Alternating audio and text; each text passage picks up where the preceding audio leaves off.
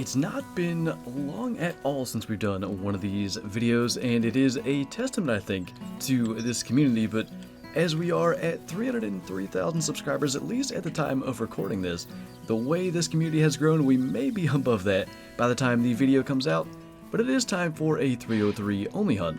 And the nice thing about this one compared to the 300s only hunt is there are 3 variations of the 303.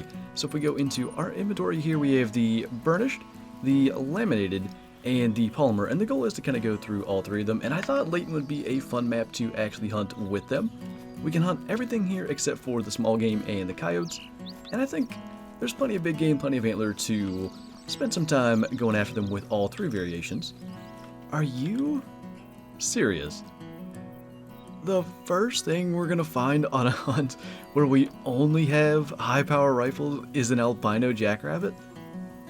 The silver lining here is we have a gold, a level 2 bigger than this, and it has no chance of being gold because it's a level 1, so I guess we're gonna shoot it with a 303. This just feels, it just feels against everything that I ever talk about. Like, I'm always, you know, making the point of when I grind for particular animals or anything like that, I use the proper weapon, because if a situation comes up when I need to make a shot on a diamond or a rare, you know, I know what shots work. Now, that doesn't necessarily translate as much in the small game, but a cool kill. We'll taxonomize it, no doubt, for the second lodge, or maybe the Hall of Shame, since it was a level 1. That was what I used to do, put really small rares in there.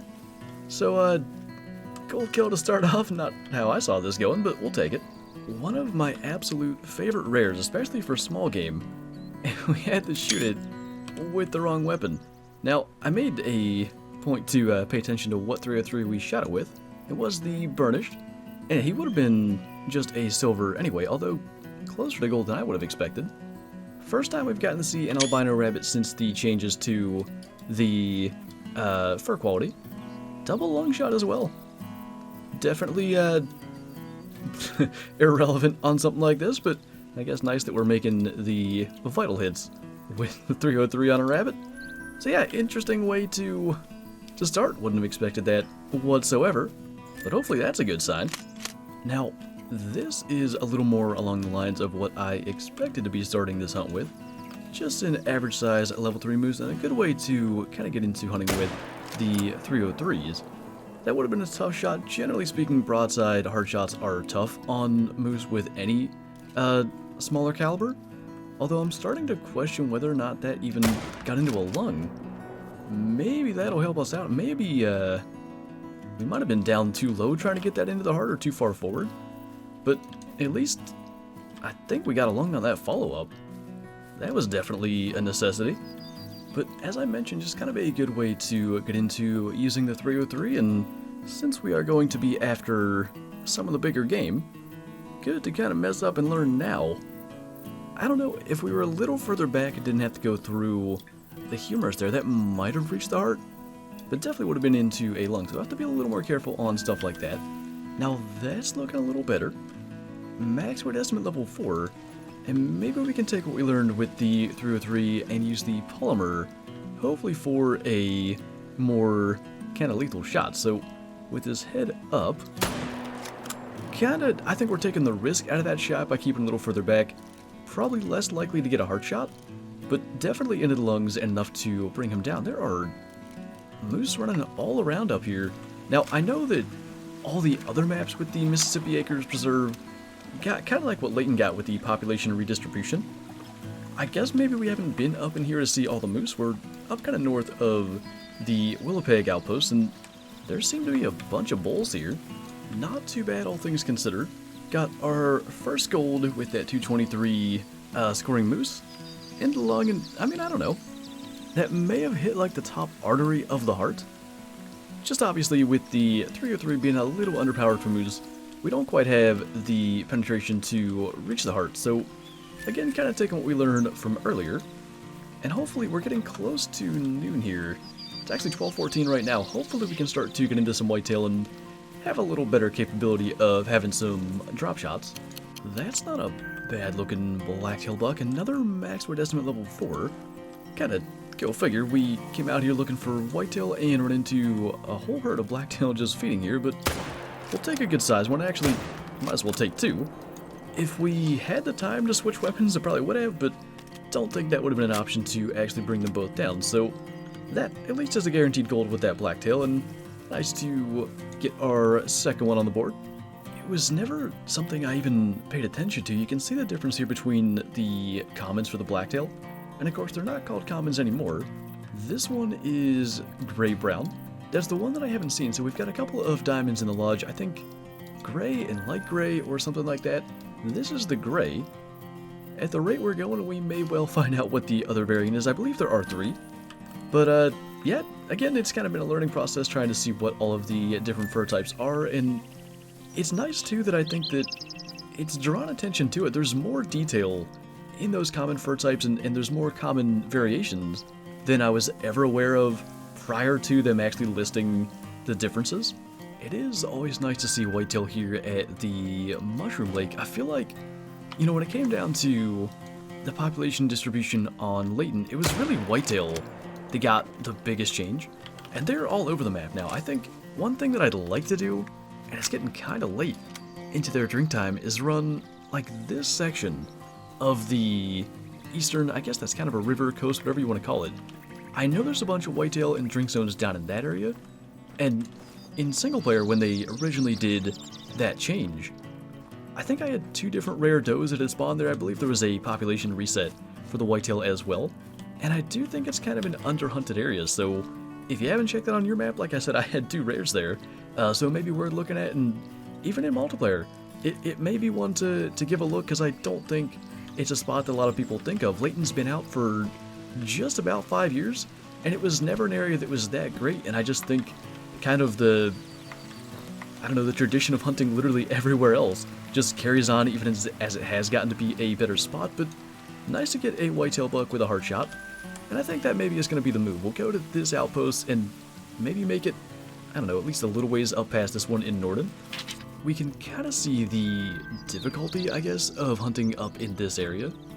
Sometimes the drink zones are kind of in the brush or in the reeds where it's difficult to actually see what's in there, but there is a nice max weight estimate too. We can go ahead and hit him with the Polymer 303, and I think this is one of those scenarios where we really need to kind of try to spot everything that's in there. It's interesting some of those didn't even spook, but like back in the brush, not only could the, like, say a melanistic deer hide in the shadows, and that was one of the rares that I actually had in single player, but also just in general you could have a diamond or some other rare just hidden back in there where you can't even see them. I think in this case we're good, but definitely it's just important, I think, in any of these situations to keep an eye on that. But again, it's a guaranteed gold and a 233.4, not a bad size buck. It almost has to be like the wonkiness of that main beam that adds to his score and gets him that high into the 230 range, but a good size Whitetail for sure. And I think there probably should be at least one other Whitetail zone up along here. Wait. Sir 12, did you change the name of my dog? Yes. I got you a new dog. I didn't even know. Oh my. Sir 12. Did you give him any, traits? No, it's right now. He's level 7, you must have been playing for a while. We'll make him loving, cause a 12 would be.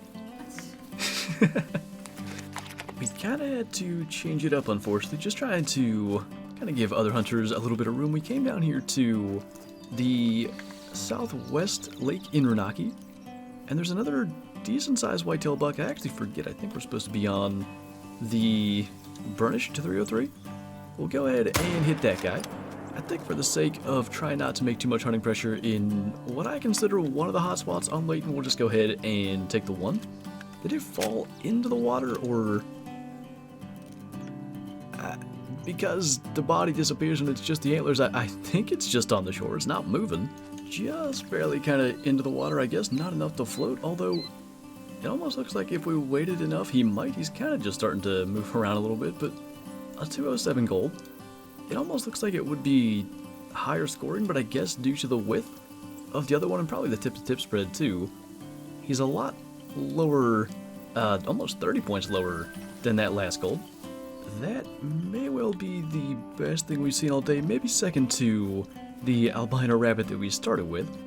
Technically a moose with a chance at making diamond, but I don't think that rack actually ever does, especially the fact that it's lacking brow tines. Now the thing is, it is a feeding moose, and that means it's less likely to lift its head, so we might attempt a neck shot. Kind of a risky shot. I would have never guessed that a shot like that would require, you know, a couple of seconds of wound time. I mean, it's a 303. That's a pretty powerful round to hit in the neck. That had to be the shot that we made. I'm going to be very intrigued to see what exactly happened, and unfortunately we have some time to wait because that one is going to float over. I wouldn't be at all shocked if this guy scores at the very bottom of that estimate. Also, wouldn't be shocked if we could ever get to find out. There we go. 247.1. It was a middle neck shot. At 237 meters, I guess maybe the range had something to do with that. By the way, I checked, the ping to the host was 15,000. So, I don't know, I saw this elk over here as we were waiting. It's a nice size level 4. Oh, it's actually, I didn't notice that. It's my favorite rack for elk, and I really wish it had any chance at making diamond. I think diamond is 381 or something, but it's usually in the area, I think, of 340 or 350, but it's got these split tines, and I just think they look really, really cool. So not only do I hope we can get that, I hope we can also claim it. It's about 180, I think. That was a little unfortunate that he went to drink as we shot. I still think it's going to be into a lung, although he's not starting to drop yet. We may well have hit the shoulder. Okay, well that really sucks now. We may well have hit the shoulder. That shot was too high, but he stopped or something. I think we hit him directly in the brain. Not going to claim that I meant to do that at all. Another max weight moose track. Lots of bigger animals up here in Willowpeg. We switched servers as we're getting closer and closer to evening down there. Everything around here is looking pretty good. We might spend some time up in this area. We'll get to see the score, but there is no way that's going to be a gold for us. Wait. That was a middle neck shot? It felt so high to me. I guess it was 235 meters. That is unreal.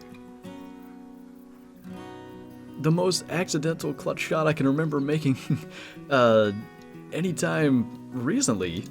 That was vertebrae. On that initial shot, it was about 200 meters.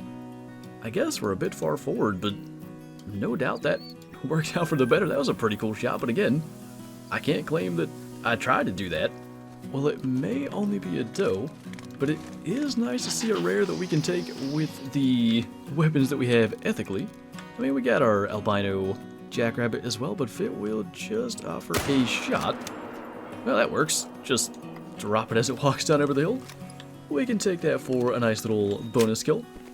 Every time that we come out here with, like, a weird set of weapons, there tends to be, you know, pretty decent success, and this was the first time that we're, I'm not going to say forced to use the wrong weapon, because had that been a level 3, I'm not going to lie, I would have gone back and gotten the 22, or maybe the 300 grain arrows. I think that would have been a little more appropriate for the theme of the video, but nice to get one that is actually ethical, and I never know what to do with these. I guess we'll tax it. Screenshots are killing my frames today. I don't know what that's all about, but on the off chance that someday there's a multi-mount that allows whitetail does, I definitely want to have rares to go ahead and put it together. So at least that's just kind of in the bank, should a multi-mount like that ever become available. But I think actually on that note, that is going to do it for this video. So I wanted to thank you guys for 303k, and I'm looking forward to the next iteration in this little mini series. I think the 338 would be next in line. I'm gonna have to look and see. I did see some comments talking about doing the 30-06 for 306k, but it is kind of like a 30 caliber, so I think we'll be looking forward to probably the 338 if there's not another one that I am forgetting. But anyway, that's going to do it for this video, so thank you guys for watching, and I'll see you next time.